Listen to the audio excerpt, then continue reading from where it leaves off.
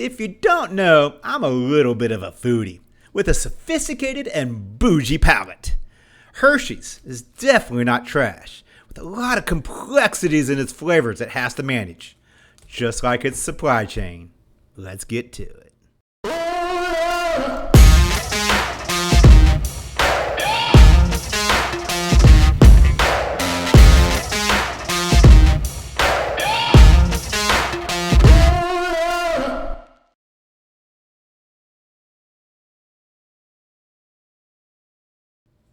Welcome. Another delicious episode of IBF On Demand. I'm your food and supply chain critic and gentleman host, Eric Wilson. You can find me at Eric at IBF.org. That's Eric at IBF.org. Thanks for the follows and subscribe. Thank you, John Gooden from Taylor Farms, for watching, and everybody else as well. Find me on LinkedIn, YouTube. Thanks for the mentions, the follows, whatever you may do. Thank you, Arkiva, our great sponsor, driving business transformation by solving what others cannot. Thank you, Arkiva. There is a few events coming up.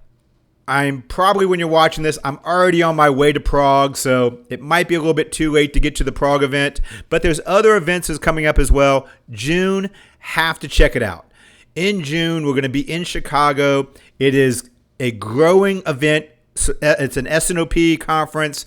It's going to be a release of our new book is going to be at that conference then as well. So it's an exciting conference. There's a lot of great subject matter experts on S&OP. I'm going to be there. You're going to be there as well. So I look forward to seeing you at the June conference in Chicago. Check it out at ibf.org. Or I said, once again, follow me on LinkedIn. You'll find information there as well. There's always going to be something. Yeah, we had COVID. That just disrupted everything. But then we had financial problems. We had fuel. We had labor issues. We had wars. We had port issues. We had barges running into bridges. I mean, there's always going to be something. I guarantee you, as chaos as we see and a crisis that we're dealing with that we're never going to have a problem with again, we're going to have something again. There's always going to be a crisis. There's always going to be that next issue. So guess what? There's issues we have to deal with. Well, Hershey's has been around for over 100 years and has seen and dealt with it all. A lot longer than Mr. Beast and Feastables.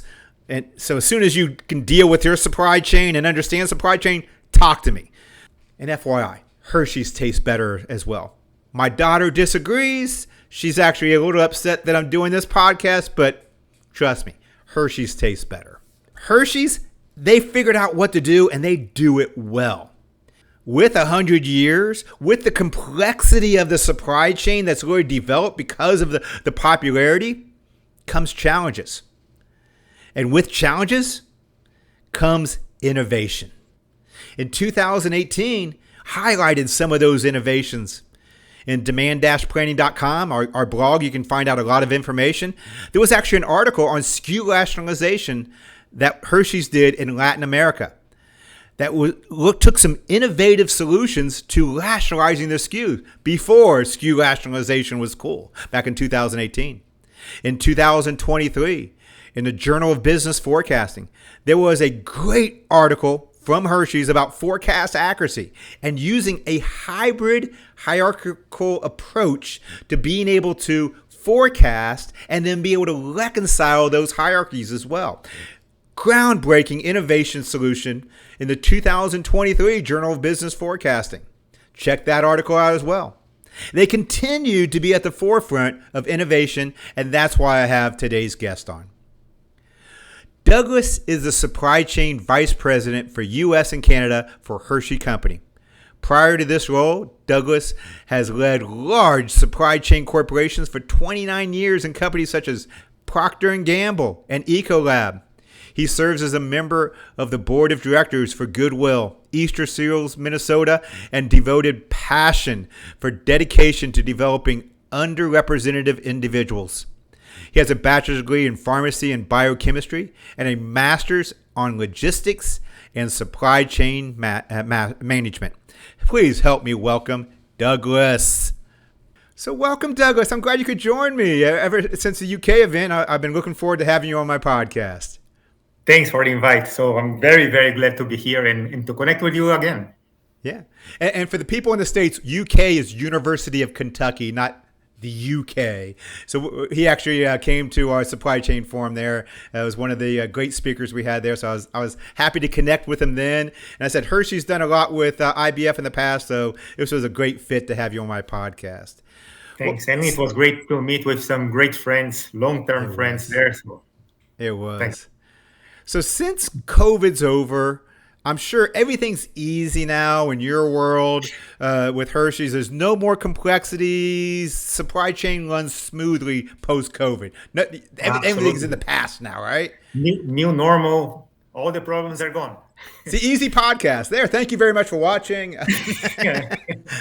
But uh, I've been working on supply chain for the last 29 years. And if there is one thing that it's recurrent is that this is the most complex time. This is the most complex quarter or month or year in our lives now. So complexity was there, is there, and there it will be there.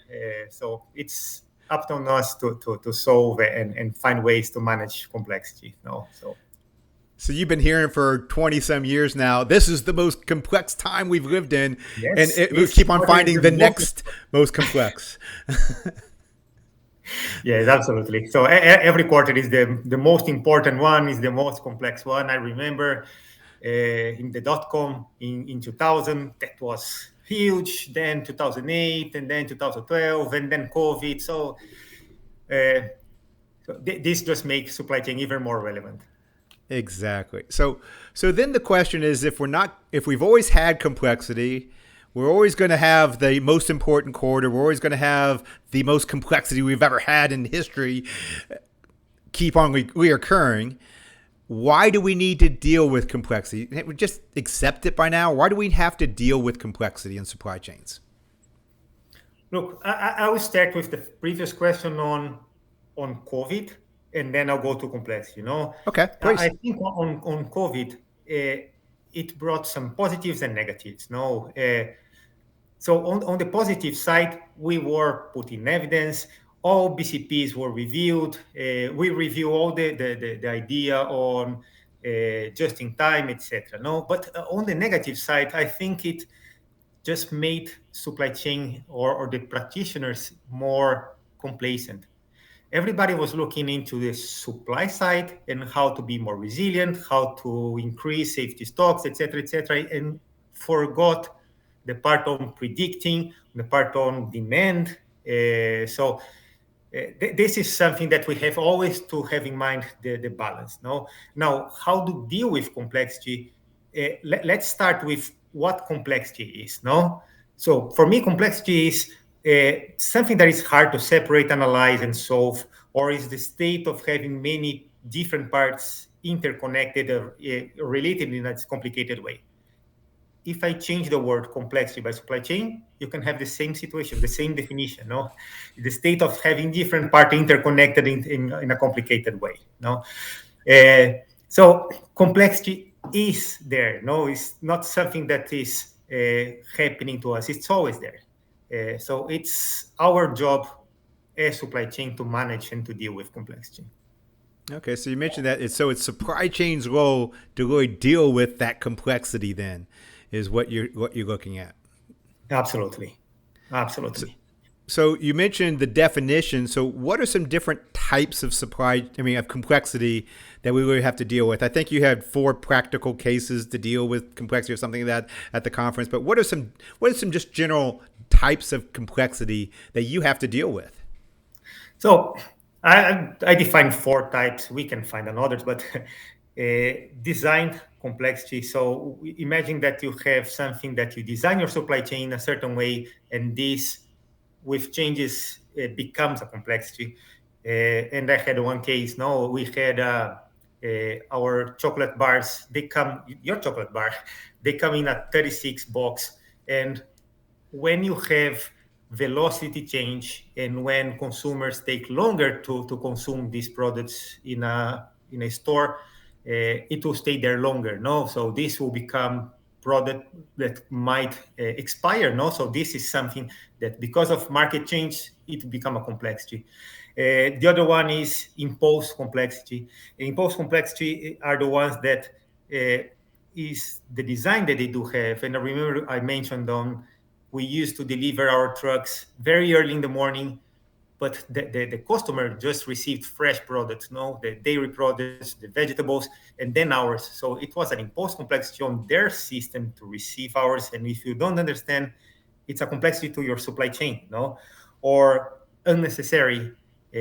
So things that you over design, but it's not solving a problem for you or for your customer. And this example I remember I gave, it was very commented. So a lot of people wanted to know about this case from McDonald's, an inherited complexity, you know. So because the combination of location, SKU, and customer, they will have different shapes and profile from their segmentation, and then you have to organize in a certain way because it will be an inherited complexity. Yeah, I loved your example of the McDonald's and the cheese example. Oh, yeah. Not going with that because I know RSI and some others are customers out there and watch these podcasts. So putting that same example, maybe something more relevant. What you're talking about is a single use styrofoam cup. How do you design that cup? And you can design a great cup that lasts for years, or you can design something that lasts for what the customer is looking for, one use. That kind of is what you're talking about. You can over design in something that really you're adding cost that the consumer doesn't want, in essence, is what you're doing.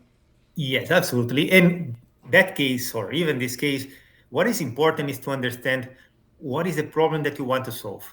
What is the problem that we have for both customers and you, and then you find a solution. No, so if you over design for a cup that will be lasting forever, but the real need for your customer is a sustainable product that can be recyclable or etc. So then you are over designing, you're increasing cost or adding cost that is not requested in the first place. Yeah. So those over designs, you mentioned some different types of complexity. Where would SKU proliferation fit? I mean, is that really something that you're self-imposing by creating all these different options and complexity? Does it kind of fit a lot of the different complexities? Is something that we do to ourselves sometimes inside organizations? Well, the right answer here is depends. And it depends. I love that answer. Right? That's a great answer. No, it all fits for everything. No, but what I want to say is that you have some great cases such Amazon. Amazon, they have many SKUs, and they have a successful case. Many companies are measured. So when you talk about is your company complex or not, normally the first answer is how many SKUs do you have? No, and you measure complexity by the number of SKUs, and this is a simplistic view into the point. No, in reality, is there are some business cases that you need in order to win. You have to have new SKUs that are designed for seasons. In our case, for Hershey, October is an important month. No? So every season is an important month. Halloween is a very important month. And we have unique SKUs for some customers that will be only for this season.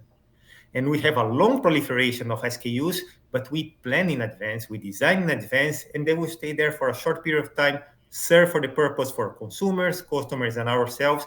And it will bring value, no? So it will be a win-win-win. So not necessarily number of SKUs means that you have a different or a worse type of complexity. Okay, I'll say, because I know with the Hershey bar, I got the miniatures, the 2.5 ounce, the 1 pound bar, everything in between. I mean, that's just the Hershey bar alone. So I can't imagine dealing with all that complexity, adding all the other different SKUs and brands that you guys carry as well. That's got to be hard to manage inside the stores and be able to manage those supply chains. Because you probably have different supply chains. You meant planning each one separately is what you're doing. So you're managing each one of those supply chain maybe that matches the customer, matches the product, matches the area. All those things need to come together to develop a supply chain strategy for that specific SKU, correct? Yes, and look, you can either design inside out, and this was the old way of doing things. No, so you have your capabilities and then you go to market, or the right way of doing is if you understand each location, each SKU for each customers, and you have this three combination of SKU, geo position, and customer, and what is the demand profile that each one of them have. It's a lot of data, so you have to have the capability to ingest this data and then segment your customer location SKU and design back. Do I need to have warehouse or cross docking? Do I need to have a customer pickup managed by a distributor, or do I have to use my own capability on transportation? And is it a type of SKU that will be strangers, repeaters, runners, and then I design my manufacturing lines accordingly. No, so you think about chocolate syrup. I have a type of demand that is more stable. So I can design my lines to have less complexity, less changeovers, more efficient. We produce, we ship to customers. We know how much do they need and when do they need. Others, like was mentioning on seasonal, no. So for seasons, there are very special SKUs, sometimes only from one customer. So we have to have a lot of flexibility and capability in our manufacturing to manage these peaks and valleys. Oh wow! So you're managing it pretty much from an outside in view. You're going down to that store end cap pretty much and making sure the A SKU is a variable. You know, for the s'mores, you're going to have the Hershey bar there in season, and then plan backwards from that based on the customer, the stock. I mean, you mentioned the kind of those 3 points: the customer, the item, and the geolocation. Kind of putting all those three together and prioritizing each one of those then and designing backwards from there. That's a unique way of doing it. That I can see the benefits.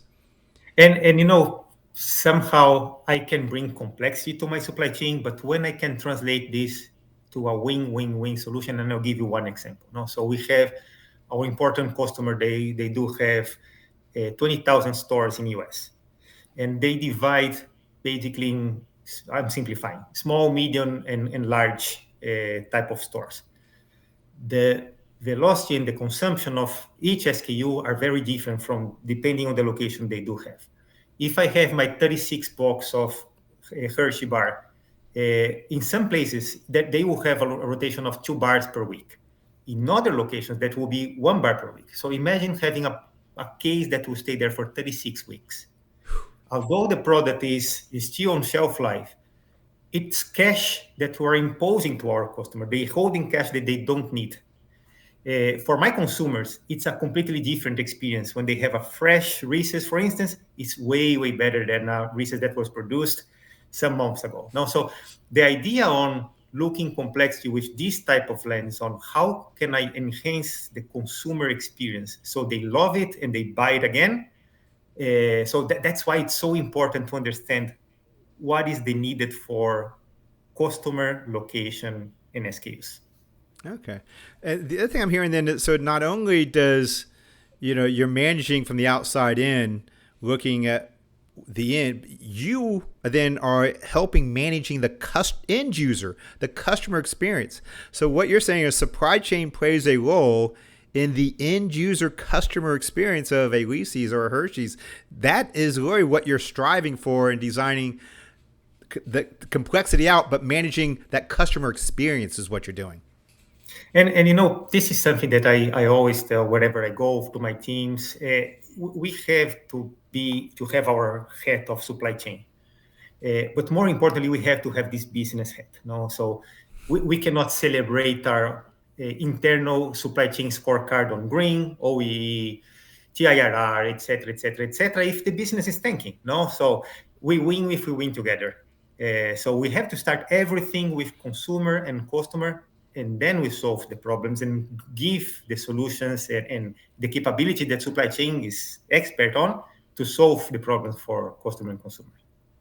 So what I'm hearing is you're not only customer but business needs. You're balancing all those aspects is really what you balance it. So it's financial, it's business, it's customer, it's your end user.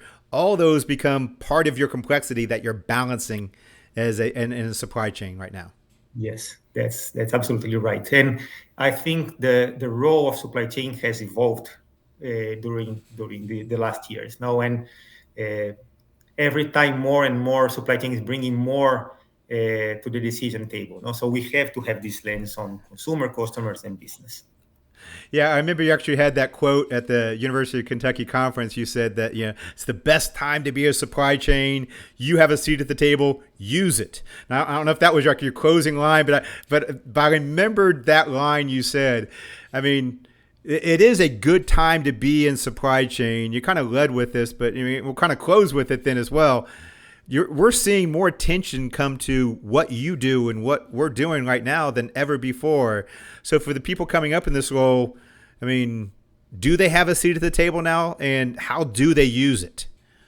I use some data to talk about this. And so since we met last time, I saw some additional data that reinforced this message. No, so one is I was talking to a good friend this weekend, and 15% of the European top companies are having CEOs that came from supply chain, something unthinkable in the past. Yes. So there are more and more opportunities for supply chain leaders to become CEOs of companies.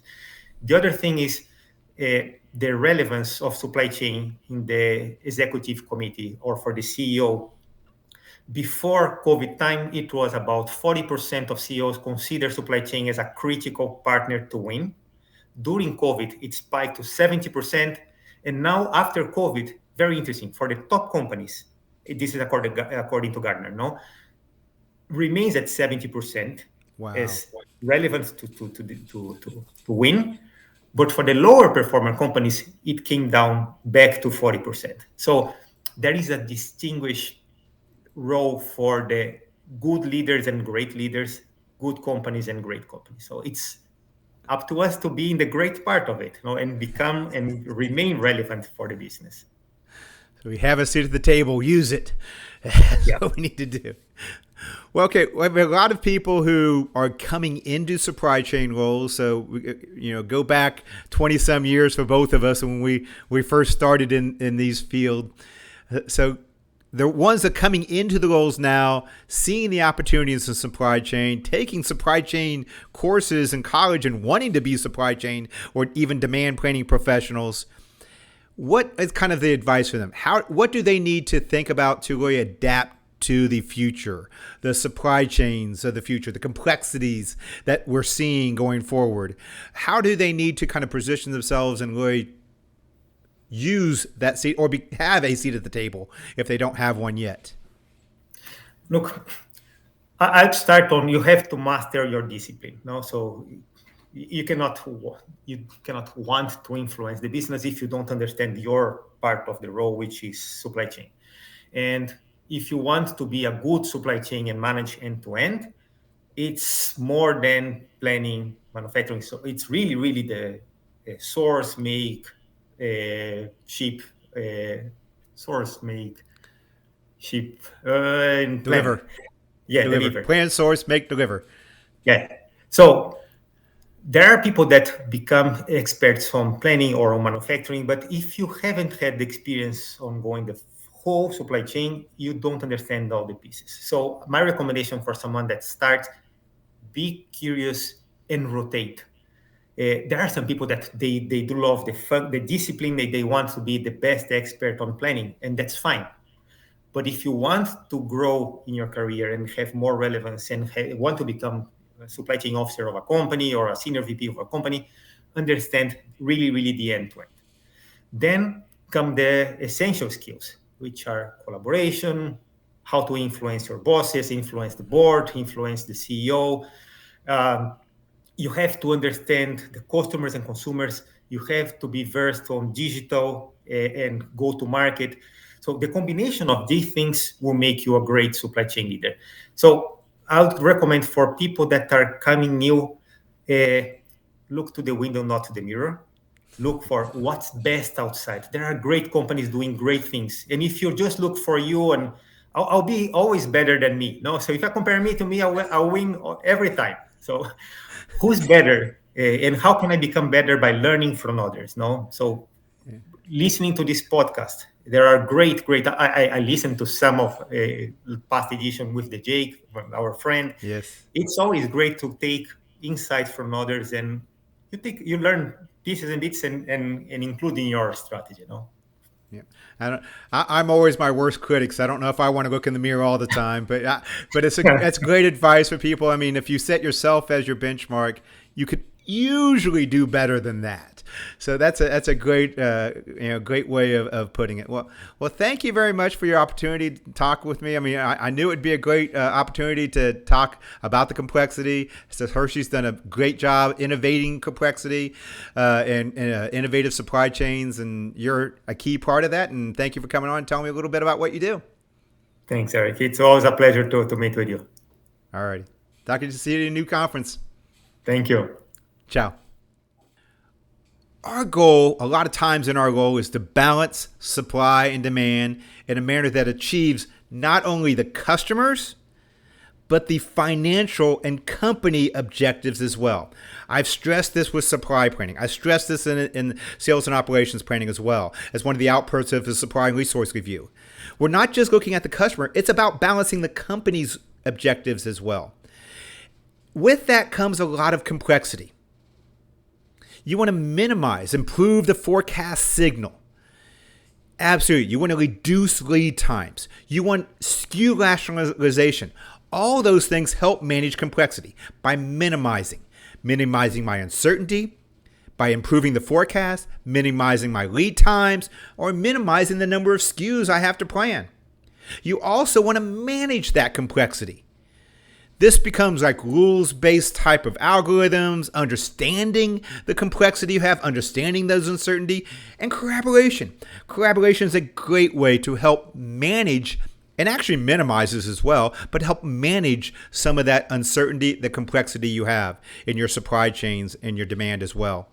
And then finally, the other thing you want to do, besides just minimizing it, besides just managing it, you want to master it.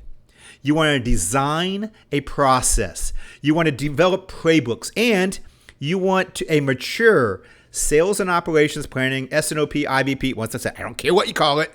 You want it to be able to master complexity with a mature process that helps to not just manage it, but to plan ahead for it then as well, so you can mitigate it wherever possible then as well. Supply planning is mastering risk and uncertainty at extended planning horizons. Supply management is dealing with and having that fire hose over your shoulder and dealing with the fires you're seeing today, dealing with the realities, dealing with the chaos that we see on a daily basis. Supply planning is mastering those risks and uncertainty, and you're doing that at extended planning horizons where you can make decisions and make changes to your supply plans that impact you. Where do you think buffers come from? Buffers come from that extended planning horizon. Where do you think the options come from? They come from planning at extended planning horizon. That's what you need to do. And a good s&op process helps facilitate that and fit those needs. IBF is about helping planning, reducing forecast and demand planning. We have a lot of training and resources to help you be able to minimize, be able to reduce those forecast error, be able to reduce the uncertainty you're seeing. We have a lot of resources and training at ibf.org and on this podcast as well to help you minimize that. We also will help you with the planning side of things as well. We do s&op training. We do assessments to find out where your gaps are in your s&op process. We help you develop opportunity to be able to manage some of that risk and be able to master them as well. We have a book coming out in June that will really deal with all of this. That is an s&op practical guide to sales and operations planning, s&op IBP, that really coming out in June that highlights all the different maturity levels, the people, the process, the technology that's involved with a mature s&op process or whatever level you are on as well. You heard a great podcast today from Douglas talking about how Hershey's is dealing with this. Hopefully you take something away from that and take away a little bit from what IBF resources have available as well. Well, that's a wrap. I'm going to go enjoy my Hershey's bar and throw my daughter's Feastables in the trash. My name is Eric. You can find me at eric@ibf.org. That's eric@ibf.org. Thank you, Arkiva, for driving business transformation by solving what others cannot. Thank you, Arkiva, for being a wonderful sponsor for all these years. Thank you, IBF, as well. Fabulous organization. I said they're a resource for you. Whatever you're doing as far as managing, mastering, whatever you're doing with complexity, they have resources for you. So check out ibf.org, please. Check them out as well. Check out our trainings we can do in-house. Check out the conferences we have. And remember, after eating your chocolate, perfectly acceptable to lick your fingers. But then don't forget, wash your hands.